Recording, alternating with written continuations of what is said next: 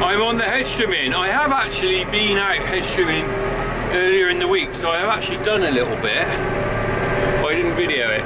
Looks like I need, look at this. My pirate look. Beard trimming, I need to do that at some point. Right, so we're going on down hedge trimming. We're going to the bit I started the other day. See, we've been out muck spreading as well. I haven't videoed that.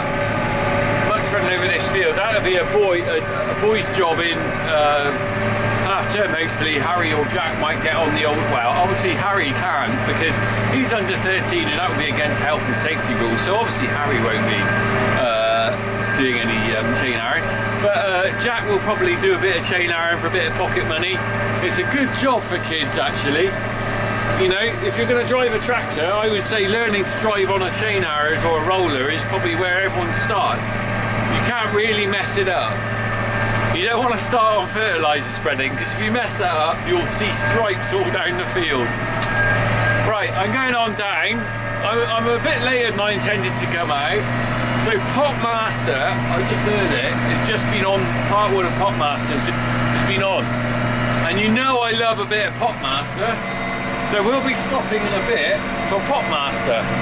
Well, let's get on down, let's crack on. Going on, cracking on down for Popmaster.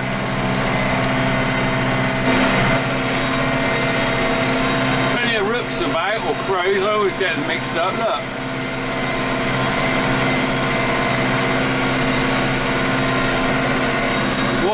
I've been spreading muck out there which has got maize seed in it. Well, not maize seed in it, but bits of maize in it, and they pick over the muck as you put it out, looking for any kernels the cows haven't eaten, or even if the cows have eaten them, they come through their bum and the crows pick them up.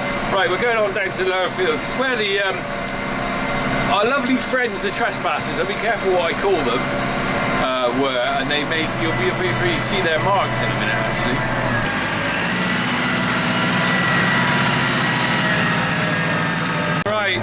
Part 2 of Popmaster's on. I'm going to turn it off for a minute. He's doing the questions on there. We'll be stopping for the 3 in 10, which is always my fave. Right, I'll just have a look. Look, can you see? Let's just have a look. I'm driving in this field now. You can see my wheel marks in the gateway. Oh, let's just be careful on that gateway there. You can see my marks.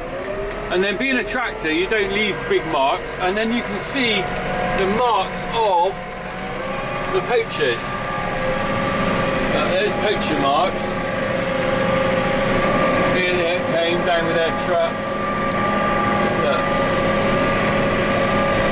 That's truck marks there. So interesting, although they had the grip with a four-wheel drive vehicle, they had narrow tyres which leave a lot bigger imprint on wet ground, but also the ground was a lot wetter when they came down here. I wouldn't have even considered driving in this field when they came down poaching because I knew the marks it would make. And perhaps the interesting thing is I know who they are, but being the politically correct world we live in, and also the fact that I've got to be very careful what I say on this channel, because potentially you can get strikes for being racist or sexist or anything like that. I'm not allowed to say really who I think it is. Some of you did guess actually online. Someone of you commented who it might be, and nearly everyone was right. But they were hare coursers of a certain type, and they came down here and went through the entire farm. And the interesting thing is, with a bit of hindsight, after I walked around the farm, I could see where they'd been, and I'm sure that they were the lot that came before, because they walked all around or drove everywhere where they'd been before when I had a problem with them a year or two ago, and they knew where all the gateways were because they drove to the gateways. So now the question is, do I stop for Popmaster now? I'm about to set up. Probably better I stop for Popmaster, isn't it? Let's just see. Look, I'm reversing up here. I've got to get the angle right. I'm on the far reach. This I work out. Let me just check Popmaster. Okay, Okay, bonus question. Bonus Questions and answers. In 1998, this became the 9th top 40 hit for this successful group. Please name them. I've got to be really careful copyright music. I think that's Lighthouse Family. Can't play that too much. Oh, come on. Play a long section, huh? Family, it is. The Lighthouse Family. There we go. Which year did this week's top 3? Right. Yeah, copyright music's a real problem. Even that bit, I might have to cut down a little bit because I'll get a strike for using copyright music. Oh, it's complicated, isn't it? Where were we anyway? So we're going to do Popmaster 3 and 10 in a sec. I'll wait here. Oh, look at that. Looking at myself there. This is a stubbly old man here, isn't it? Come on in. Titles. Stars is one of them. Name me either of the other two. Stars. Playground? No, sorry. The other two, number one. That's got to be Simply Red. Holding back the years. And Blue. Oh, Life. Blue. Right, so we're nearly on Popmaster. Right, so we're talking amongst yourselves. You might have seen the video I did with a vegan grub. Well, we're over January now, so no more January stuff. We're back into normal farming mode now. I'm sure by the end of it, everyone's tired of January and tired of me banging on about cooking meat. So we are going to go back to normal videos. We'll resume with a bit of tractors and cows and stuff like that. But it's a bit of fun for January, and I do like a good roast dinner. So I wasn't ashamed about eating that whole chicken. Oh, that was bloody spot on. That was right. Or Little Does She Know was the only chart appearance for which group? Ooh, I don't know that one. 4, 3, Little Does 2, She Know. 1. No idea. Okay, it was the Castle Flyers. Who the hell are they? Right, so he's doing 3 and 10. He's on the second bloke, so I'm going to come back to that in a minute. Let's just right, I'll just be back in a sec when we get to 3 and 10 countdown, because otherwise you're going to be bored of me yakking. Right. Cheers now, bye. 3 and 10 people, we're doing it. Dunbar of Manchester. So, David Aspin has gone through to 3 and 10. Well done so far, David. Ken Bruce, keeping farmers sane everywhere. The tiebreak didn't last too long there, did it? We've got through, so that's all that matters. And now we'll do our 3 and 10. Let's see if we can win that. Let me turn the tractor off so you can hear the digital radio. So, right. Here it is. Today, please, the titles of 3 UK single chart hits. 4. 3 in 10. Shania Twain. Shania Twain. Oh! Don't impress me much. Yes. Always and forever. Oof. That don't impress me. I have no idea. You good? Yeah, I'll give you those. I would have got one. Should have got one there. I'm going to get you good. Right. It's Forever and For All. Basically, I need 3 and 10s from 60s, 70s and 80s, and then I'm pushing it on 90s, and then after 2000, I've got no hope. 3 and 10 on flipping modern 2021 stuff. 2021, 2022 stuff and 21st century stuff, I struggle big time because I'm a child of the 20th century. 20th century boy, I'm gonna make you. I don't know. Got the words wrong for that. 20th century boy, I wanna be your toy. 20th century boy, I wanna be your toy. Yeah, that's more like a bit T-Rex. Right, I'm going to get on with this. Let's get the camera set up with video. We'll start on the hedge trimming. I've done this field. Look, let's just get out and have a quick look. I've already done 20th century boy. He's done some hedge trimming. 20th century boy. Right, let's crack on. So this is a hell of a wide hedge. Look at the width of it here. And basically what's happened is creeping blackthorn. And if you look that side, it's crept out. There's a ditch there. It's crept out across the ditch where we put a fence and stopped the cattle getting in, but I couldn't get the hedge trim in very easily. And it creeps. It's a bloody nightmare, blackthorn. Don't want too much on the farm. So I've got a hedge here that's probably easily nearly 15 to 20 foot wide. So, but it's easier, I know from experience, it's easier trimming it wide that way than that way because there's more of a dip. It slopes down towards a ditch that side, so I'm higher up this side and reach a little bit better. So I think I always do a section between the trees here. I've done between these two trees, And now I need to do this bit, the far reach, so I'm just going to get on with that now.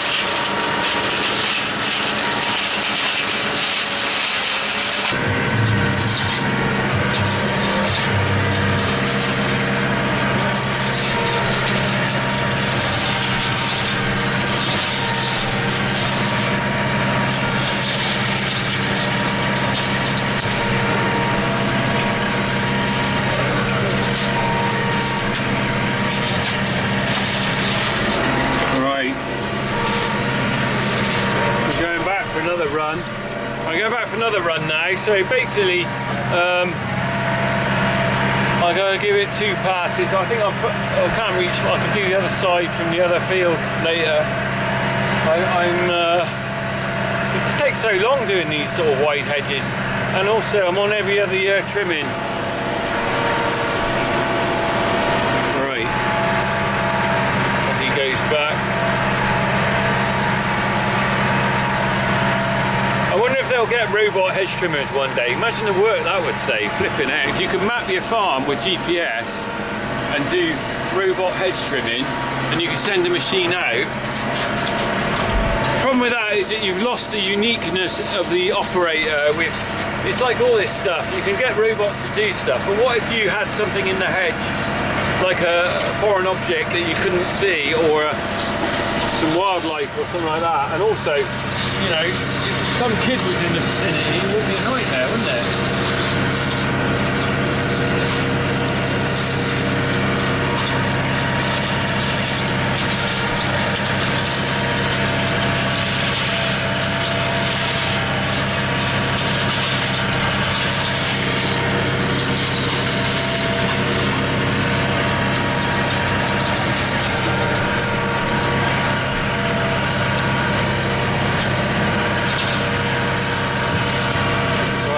Not too bad.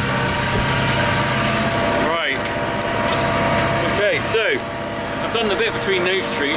See, this is why farmers, or certain farmers, don't like trees, because they are an obstacle. You know, I mean, if I had no trees in this hedgerow, it would make my life so much easier, wouldn't it? I'd be hedge trimming and just go straight in a row. And I see that on some farms. They don't really care about trees. Oh, sorry. Multitasking, and I'm trying to hold a camera, which is always bad, you know me. The interesting thing about this hedge is that I laid this hedge 25 years ago with my dad. I tell you when it was, you can look it up. The year was when Wonderwall by Oasis came out, because I can remember singing it. I used to carry a portable radio with me everywhere when I was laying this hedge. And I remember it being on the charts all the time. Hedge trimming, I love a bit of hedge trimming, hedge laying, sorry. But the problem is, I just don't have the time. Because there were 3 of us on the farm at the time. My dad was alive, so he was doing quite a lot of work. I could carry on down here doing hedge laying. And my dad was doing the paperwork in the office. And my brother was doing the graft on the farm. And now, if you see it, you'll notice that you don't see my brother a lot. A, he doesn't like being filmed, but basically he's taking the weight of doing most of the paperwork on the farm that my dad did. And that takes up so much time. The level of paperwork that has come across in the last 20 years is massively increased. Everyone who adds a little bit of extra paperwork to the farm thinks it's just them, but if you've got a little bit here, a little bit there, it mounts up to hours and hours of work just actually sat in front of a computer or you know, a book or something, writing stuff down, and it's very frustrating that you don't get time to actually do physical work. You know, fair play to my brother for doing all that, really. I hate it. I bloody hate the paperwork. I've just done some this morning, my breakfast hour. It's like I don't get breakfast hour. It's not an hour where I sit actually having an hour's breakfast. It's an hour where I actually catch up with stuff, and you need it. You know, how can you manage a farm if you don't do the paperwork as well as the other work? Right, we are going down here onto the next shot. I can see the poacher. I can't call them poachers. I would call them something else if it wasn't on video. I would call them something else beginning with P, because I know who they are. Probably the same people who do the fly tipping. I think we all know who they are. Right, I can see the wheel marks from the poachers coming down here. We're going to stop and have a look in a minute. In the meantime, just carrying on with this.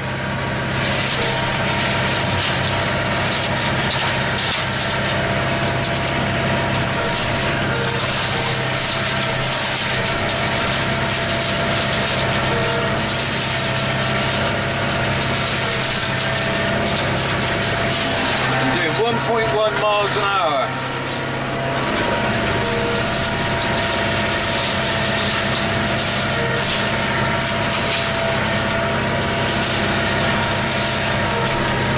Fast enough.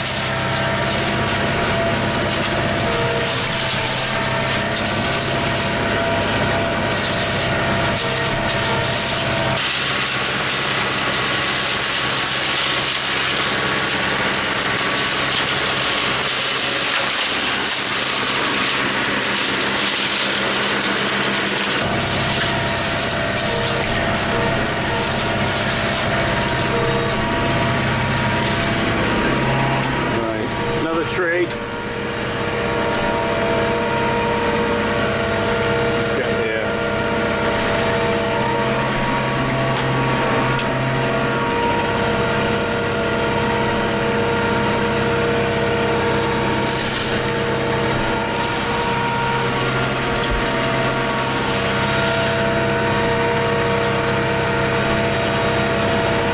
I guess a lot of you probably play Farm Simulator.